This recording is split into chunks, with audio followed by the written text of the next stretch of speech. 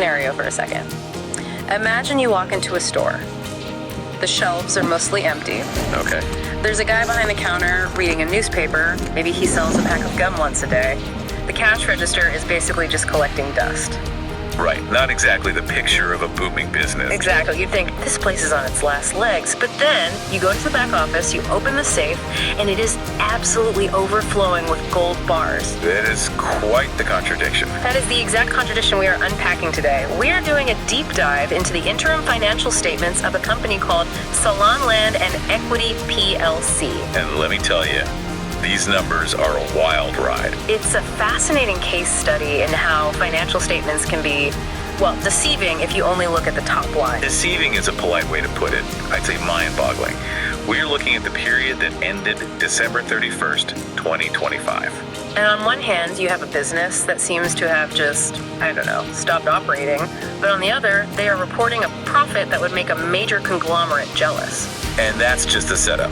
The real story is what happens after the reporting date. Oh, the twist ending. We are definitely getting to that. But first, let's set the scene.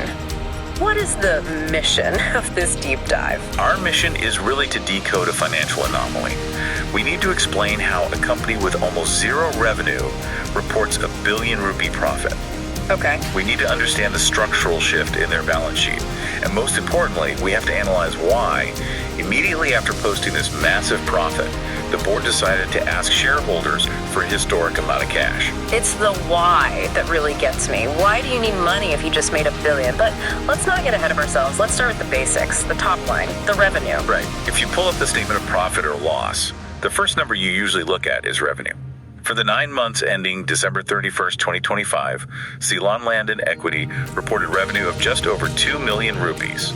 Specifically, 2.046 million. 2 million rupees for a public listed company over 9 months? I mean, that's barely a pulse. It's extremely low. And to give you some context, in the same period, the previous year, 2024, they did almost 33 million. Wow. So revenue has dropped by over 90%. That feels like a collapse. If this were a retail chain or a manufacturer, we'd be writing their obituary right now. It would be. But you have to look at the expenses too. Look at the administrative expenses line. Okay, I'm looking. Administrative expenses are about 400,000 rupees. Which is minimal. That's barely enough to pay for an audit and some filing fees. So what does that tell you? It tells us that the operational side of the business, the part that sells things and pays staff, is effectively dormant, is hibernating. They aren't trying to sell land or manage equity in an active day-to-day sense right now. Exactly. Okay, so we have a sleeping bear. But this bear is having very distinct dreams of becoming a billionaire. Because when we look at the profit... This is where the magic trick happens. The profit for the period is sitting at 1,091,715,000 rupees. Over 1 billion rupees. So we went from 2 million in sales to $1 billion in profit. I feel like I missed a step in math class. Where on earth did this money come from? It didn't come from sales. It came from a very specific line item in the P&L called Share of Profit of Investment in Equity Accounted Investees. Share of Profit of Investment in Equity Accounted Investees. That's a mouthful of jargon. Break that down for us. It's the key to the whole document. Yeah. So, equity accounting is a method used when a company owns a significant stake in another company, usually between, say, 20 and 50%. Okay, so you don't own the whole thing, but you own enough to have some influence. Precisely. And because of that influence, accounting rules allow you to recognize your share of their profit on your income statement. Ah, I see. So Ceylon Land and Equity owns a slice of another company. Let's call it Company X. Correct. And Company X presumably had an absolute monster of a year. A spectacular year. And because Ceylon Land and Equity owns a big slice of Company X, they get to claim a big slice of that profit. And what is the specific number on that line item? It is 1,089,911,000 rupees. So essentially the entire 1.09 billion profit is just this one line item. Exactly. The 2 million in revenue and the 400K in expenses are just rounding errors. They don't matter. The entire financial performance is from this one investment. That's it. It's like having a rich uncle. You don't have a job, you don't do any work, but your uncle sends you a check. or at least tells you he's sending a check, and suddenly you're rich. That's a crucial distinction you just made. Tells you he's sending a check. We need to put a pin in that because it really matters for the cash flow. Okay. But before we get there, let's talk about what this profit does to the company's value. Right, because profit eventually flows into the balance sheet. It makes the company worth more, at least theoretically. It does. If you look at the statement of financial position, you see retained earnings. This is basically the company's lifetime savings account of past profits. That number jumped from 1.43 billion to 2.52 billion rupees. That is a massive strengthening of the balance sheet. They've added 1 billion rupees of equity in just 9 months. And for the shareholders listening, the number you really care about is the NAV, the net asset value per share. And explain NAV for the non-finance crowds. Think of it as the breakup value. If we sold all the assets today and paid off all the debts, how much cash would be left for each share? Got it. So what's the score? At the end of the last financial year, March 31st, 2025, the audited NAV was Rs 11.56. Okay, 11.56. As of December 31st, 2025, that figure has climbed to Rs 14.95. That's nearly 15 rupees. That is a significant jump. It's roughly a 30% increase in the intrinsic value of the share in less than a year. If you're a shareholder, that is the number that validates your investment. It proves that the underlying assets are performing incredibly well. It paints a picture of a very healthy company, but I want to play detective for a second. I'm looking at the total assets line. What do you see? Total assets are 4.6 billion rupees. But of that 4.6 billion, a whopping 4.46 billion is tied up in these equity accounted investees. That confirms the structure. This isn't a company with warehouses or land banks or a fleet of trucks. It's a holding company. It's a holding company. Their assets are paper assets. They hold stock certificates that say they own parts of other businesses. Which brings us back to my rich uncle analogy. The uncle said you have $1 billion, but is the money actually in your pocket? And this is where the financial detective work gets really interesting. Let's look at the statement of cash flows. Because profit is an opinion, but cash is a fact. Precisely. We have a profit before tax of 1.09 billion. But now look at net cash flows generated from operating activities. I'm looking, and I'm squinting because the number is so small. 618,000 rupees. 618,000 versus $1 billion in profit. That is a massive disconnect. If I tell my friends I made $1 billion this year, but I only have $600 in my wallet, they're gonna have some questions. It's the difference between accrual accounting and cash accounting. That $1 billion rupee profit is recognized because they earned it via their stake in the investee. But unless that investee declares a dividend? And actually wires the money, the cash stays with the investee. So Ceylon Land and Equity is asset rich, but cash poor. Relatively speaking, yes. They do have some cash, about 148 million in cash and cash equivalents, so they aren't broke. But compared to the billion rupee headline number, their liquid cash is a tiny fraction.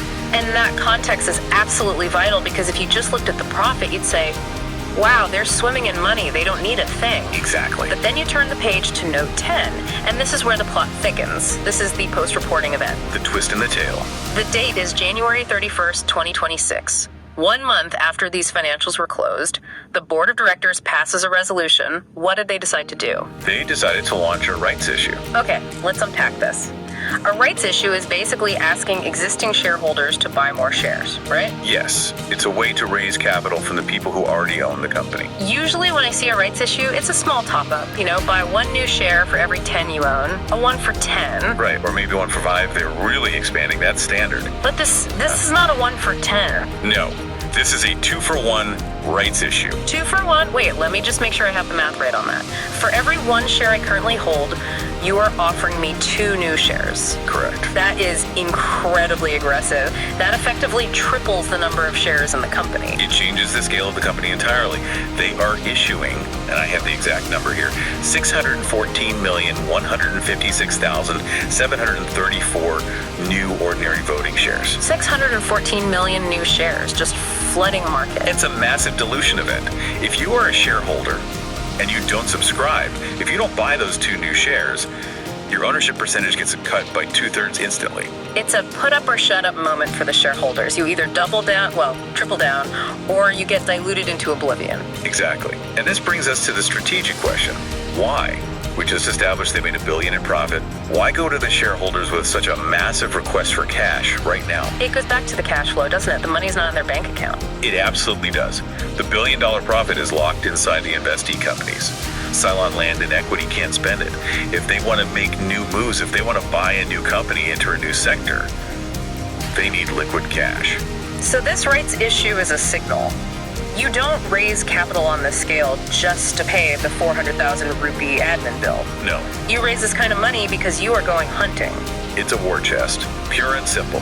They are capitalizing the company to prepare for a major deployment of funds. Now, if you're going to launch a 2-for-1 rights issue, you need to be pretty confident that your biggest shareholders are going to write the check. Absolutely, you don't announce this without having those conversations first. So let's look at the shareholder structure. Who is actually holding the bag here? Who's being asked to cough up this cash? Okay, I'm looking at the 20 largest shareholders list in the report. Sitting at number 1 is Face Properties Ltd. And how much do they own? They hold 102.6 million shares. That is 33.42% of the company, a controlling stake. So Face Properties is going to have to buy, over 200 million new shares just to maintain their position. That's the math. It's a huge financial commitment. Who else is on the list? At number 2, we have Hatton National Bank PLC Almas Holdings, PVT, Ltd. They hold about 57.3 million shares, which is 18.67%. Almas Holdings, that's a name that pops up a lot. They're very active. Very active value investors. And if you scan down the list, you see Almas Holdings again at number 5 with the direct holding. So the Almas Group is heavily invested here. And we can't talk about the ownership without mentioning the ultimate parent.